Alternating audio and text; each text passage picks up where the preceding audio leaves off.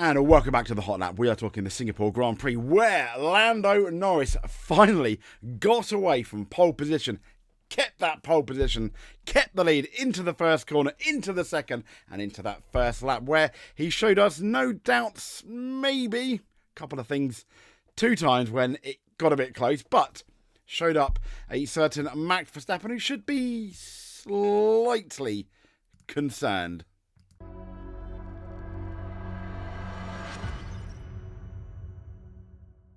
So here is the wonderful Lando Norris celebrating. Yay! Yep, celebrating the Grand Prix victory of Singapore. A race, actually, incidentally, that Max Verstappen is yet to very much win. So the big question, before we get into completely our winners and losers, can Lando Norris win the championship? Yes. He can no longer win by just winning if Max Verstappen is going to finish second. However, he is going to need a certain Australian in the other McLaren, an Oscar Piastri, I think, to help him if he's going to win the Grand Prix. So here is the ultimate result by 20.9 seconds. Probably could have been more. Lando did hit the wall significantly at least once, where McLaren said, well, they kind of said there is a bit of damage to the front wing, but they weren't concerned. And then Verstappen, as I said, 20.9 seconds behind. Yeah, he's not going to be... I'd say normally he wouldn't be too happy with that, but considering the current decline of Red Bull, I think he will be slightly happy. Piastri 3rd, Russell 4th, Leclerc 5th, Hamilton 6th, disappointed for him. Sainz 7th, Alonso not bad in 8th, Hulkenberg 9th, Perez 10th. Colapinto, the dive-bombing Colapinto 11th, Tsunoda 12th, Ocon 13th, Stroll 14th, Zhou 15th, 16th, Bottas 17th, Gasly 18th, Ricciardo 19th, Magnussen, Albon sadly did not finish. Now, here is your Constructors Championship. McLaren have gone further in the lead. They're on 516, Red Bull are on 475, Ferrari on 441 in 3rd. Mercedes 329, and then you got to go a long way back, all the way to 86 to get to Aston Martin in 5th. Probably going to keep that. Red Bull in 6th on, not Red Bull, VCAB RB in 34, Haas on 31, Williams on 16, Alpine 13. Sadly, kick Sauber yet to score. Now, in terms of the drivers, it has got a bit closer. Verstappen on 331, Norris on 279. So he has to close up. Leclerc in 4th. 245, yeah, that race, doing Charles Leclerc no assistance in either his championship or getting into set or looking to get into second. Piastri in 4th, catching Leclerc on 237, not too many between him now. Sainz on 190, then we've got Hamilton 174, George Russell 155, Perez in 8th. I mean, yeah. On 144. He can't win the championship now, incidentally. Alonso on 62. Hulkenberg in 10th. One of the MVPs of the year, no doubt, on 24. Now, before we get into our winners and losers, we probably will do a piece on this, but was this Daniel Ricciardo's last race? Well, check out this really emotional interview. What was kind of running through your mind, because you don't normally do that, and I mean, ultimately, what's going to happen over the next couple of weeks? Yeah. I mean, look at him. Look at him. He's near to tears. Yeah, a lot of emotions because, look, I'm aware it could be it. Yep. And yeah, I think it's. I mean, this was straight after the race. Just exhausted after the race, so there's so much. I don't know, just like a. I mean, look at he is. It looks like he's a broken man. And in terms of Red Bull, they have absolutely done Daniel Ricciardo dirty. No, I mean, if this was his last race, why didn't they just announce it? That this is Ricciardo's last race. He could have gone out with a bang, with the fastest lap as well. But no, Red Bull have done Daniel Ricciardo dirty. This is why I've always, as much as I loved Red Bull when they came in, I always think there's a bit of toxicity there, isn't there? And that's been prevalent throughout all the years with Vettel, Webber, Max Verstappen, the way that the whole, Marco saying silly things as well, and slagging their drivers off. Yeah, not professional at all. And they've left this guy with no support out to dry. It's absolutely, so wrong. Does Daniel Ricciardo deserve a seat next year? Well, you can argue, probably not. the way he's been there, you could argue maybe yes. I hear the argument stronger for the probably not, but halfway through the season, I don't know. Completely agree, Liam Lawson to take his seat. I mean, that's going to be fantastic to see Liam Lawson, how well he's going to do against Tsunoda, etc. But still, yeah, I'm uncomfortable, let's say, uncomfortable with the whole situation there. So, as you can see here, we're going to get into our winners and losers for the Singapore Grand Prix. And let's begin with the man that quite sadly finished last. It's this man here, Alexander Albon. He had an okay qualifying. He got dive bombed by Colapinto, who kind of like got upset, let's say, on the radio about I don't think it was a dive bomb. It was a good move. It was risky, yeah, but it paid off. It paid off to the point where Colapinto finished 11th.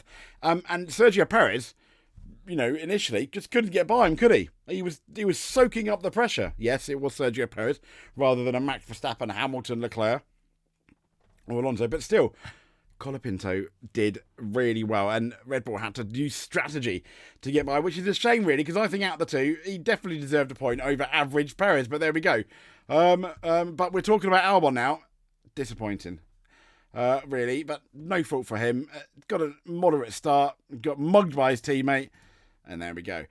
So next up we have the returning Kevin Magnussen, who finished 19th. Yeah. What are you going to say? Not too much. Not too much at all, sadly. Disappointing. Our Haas looking across the garage into the F2 paddock. Ollie Behrman, you have to wonder. We've already spoken about Daniel Ricciardo. Yes, he finished 18th. It wasn't his strongest qualifying. A bit stronger in the race. Got that fastest lap to how Max Verstappen. So if Max Verstappen wins by a point, he's going to have the Australian to thank. Was this his last race? A lot of people are suggesting it was. As I've already mentioned, Red Bull have done the Australian dirty. Terrible. Terrible management. Not the people in Red Bull. Not the people that make the car. Amazing. Management. Nah. No. Big fat no. So after Ricciardo comes the Alpine of Pierre Gasly. Once again, average. This is the thing with our Alpine. They're sometimes threatened to score. It's like with all teams at the moment. It really is up and down depending on what tracks they go to, and very few teams seem solid at every track. And yeah, kind of like, I think you'd be disappointed in a way. So we've gone from there to a certain man that a fair few people were actually talking about during the weekend. It's Valtteri Bottas, where it looked unlikely about 2 weeks ago that he's going to have a seat next year. It now looks potentially more likely, and I couldn't be happier. At least one more year, while maybe they assess other people, because I can't see the Sauber team being a lot better than they are now. I hope they are, and I'm sure Audi hopes they are as well. So I think he's definitely going to have his fingers crossed. But he was beaten by his teammate Charles Grenier, who I don't think is going to have a seat next year unless someone needs a lot of money. So, but this is arguably the worst car. So, essentially both of them beat Bottas, Gasly, Ricciardo, Magnussen and Albon. So from that point of view, bearing in mind there was absolutely no safety cars, I think they can be fairly happy with their lot. And next up we've got the other we've mentioned one Haas driver in Ollie Behrman earlier, and let's mention this guy right here, and it is Esteban Ocon. He beat his teammate, he passed it in. I think a fairly, considering 13th is not that great, but I don't think he could have done anything better. So we've gone now to Ricciardo's team at Yuki Tsunoda, who had a solid weekend, but bear in mind, when you looked at the free practice, they looked a lot faster than they really were. Was that the speed they had? The concern I've got, did they have a fairly solid car and just wasted away any potential for points? I mean, as you know, Tsunoda, he did get into Q3, and I can't help feel that this is either through team or Tsunoda a wasted opportunity. We've already spoken about this man, Colapinto, captain dive bomb into that first corner. Solid result.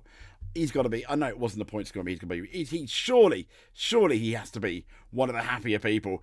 The happiest person that didn't score a point coming out of the Singapore Grand Prix. So Sergio Perez, disappointing qualifying. disappointing race. I mean, he finished behind Hulkenberg and Alonso, cars of which he should be a lot faster. Is it hard to overtake here? Yes. Is it impossible? No. The damage happened in qualifying. Once again, if you're going to get rid of Daniel Ricciardo, this team, the whole Red Bull organisation looks like a joke by not getting rid of this man who is so far removed from his teammate, even compared to Ricciardo, it's a joke. Moving on, it's Nico Hulkenberg.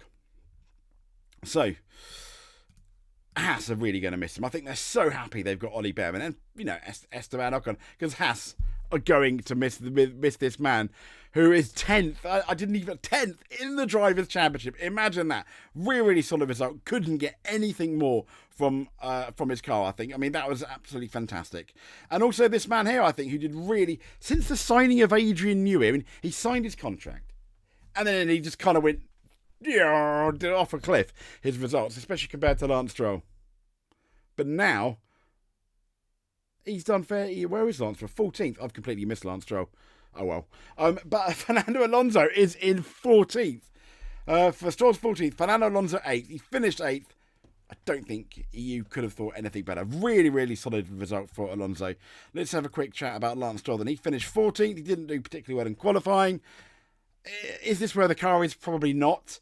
Is Alonso out racing the car, doing better than maybe, expectations?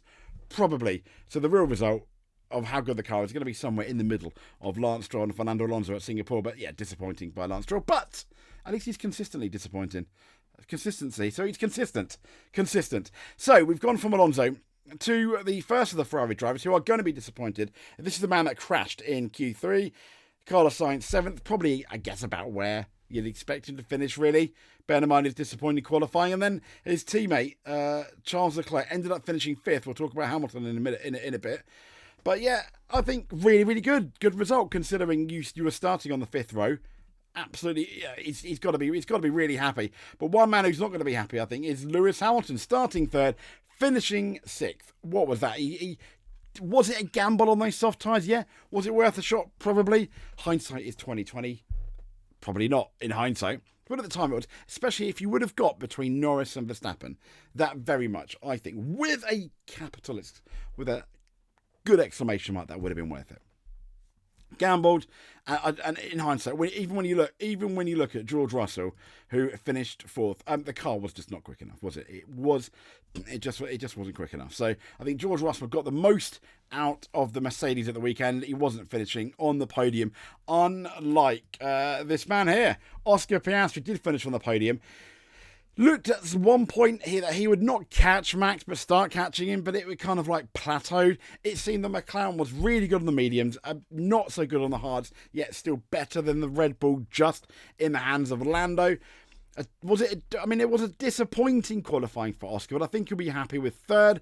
But I can't help but he'll come away thinking, maybe I probably should have got 2nd, given a better qualifying result. And on to this man here, who, with the struggles of Red Bull, I think was one of the men of the day. I mean, yeah, Lando Norris made a couple of mistakes that could have been race-ending, but he showed us no doubts that he is in a fight for the potential for the championship, even though he's still considered to be an outside bet. But Max Verstappen did the absolute maximum I think he could have done, and some, to finish 2nd. A really solid qualifying lap, a good start, held his own, stopped Hamilton getting by, which was really important. And then sadly, he just didn't have the pace of Lando Norris. The car matters, doesn't it? And, best car and driver combination was Lando Norris, in spite of those 2 near race-ending mistakes. So Lando Norris wins the Singapore Grand Prix. Brilliant. I mean, he answered his critics, but then he still left a few questions open by nearly hitting his fight. He didn't, but nearly losing his fight. I mean, that would have been, he was 20 seconds in the lead. Okay, on a slightly lesser level, but that really would have been a Ayrton Senna Monaco, was it 88 moment when he hit the wall and then hidden his because he was so cross with himself, I imagine, in his apartment in Monaco for a few hours. But alas, that didn't happen to Lando Norris. Massive congratulations on his 3rd victory. I mean, absolutely fantastic. So, if you liked what you see, please give us a subscribe. That would be fantastic. So this was our winners and losers. But before I conclude the winners and losers, I did promise one of my friends that we're talking about winners and losers on the WhatsApp. And I'm just scrolling up.